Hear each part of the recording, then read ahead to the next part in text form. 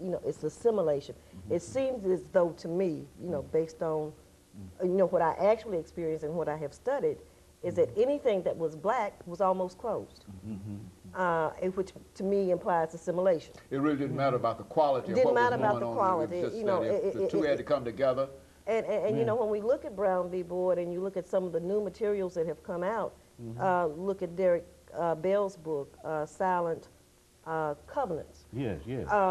You know, he mentions the fact that post Brown v. Board, prior to that, black Americans did not view themselves as a race that was in turmoil and conflict.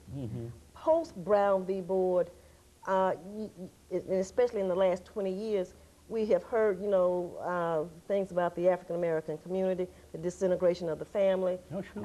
And you know, I tend to agree with Bell's thesis. Maybe the court should have focused on the equal, as opposed, you know, putting the separate and equal really, and making it equal.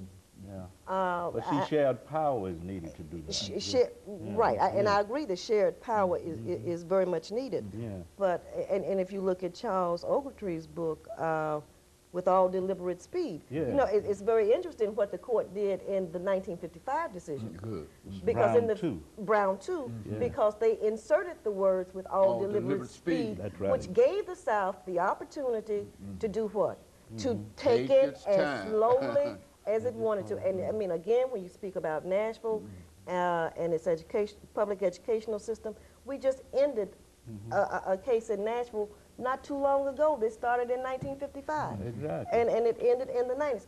I mean, that's all deliberate speed.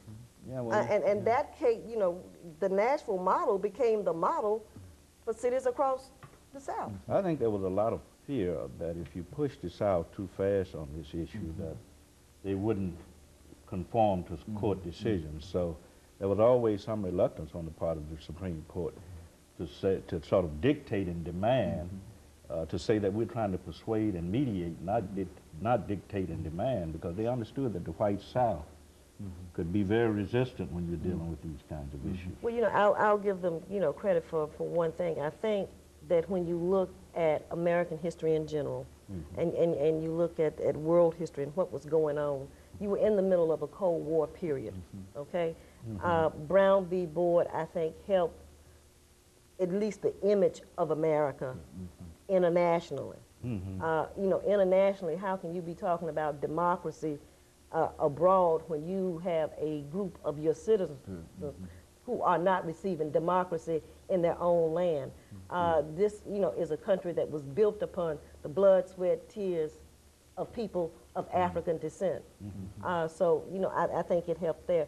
And certainly when you look at that 10-year span between 54 and 64, with the passage of the Civil Rights Act of 64, the Voting Rights Act of 65, and the Housing Act of 68, all of that helped within that Cold War period. So, you know, I think the Civil Rights Movement helped propel national policy that made America look better in the eyes of the world. Very good. That's true. Very good. And of course, Dr. Baldwin, we've got about 45 seconds. Yeah, I agree wholeheartedly with that.